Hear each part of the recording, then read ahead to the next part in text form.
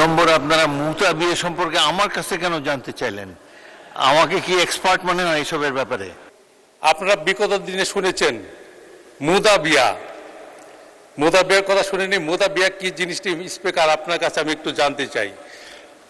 মাওলানা মামুনুল হক তিনি অনেক বড় বড় কথা বলছেন এই বাজেট নিয়ে, সরকারের পতন ঘটাবেন, অনেক কিছু ঘটাবেন, কিন্তু তিনি যে গাজীপুরে এক নারী শোয়া ধরা পড়লেন মুদা বিয়ের নামে, আসলে সেটা কি ছিল আমি জানি না। বলে নেই। তারপরে মাননীয় সদস্য, অপ্রাসঙ্গিক কোনো বিষয় বক্তব্যে না নাই ভালো। একজন রাজনৈতিক নেতার পরকীয়া সম্পর্কে আপনি মন্তব্য করেছেন।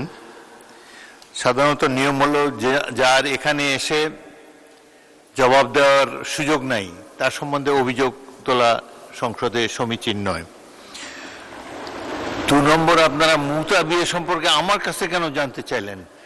আমাকে কি এক্সপার্ট মনে হয় এসবের ব্যাপারে?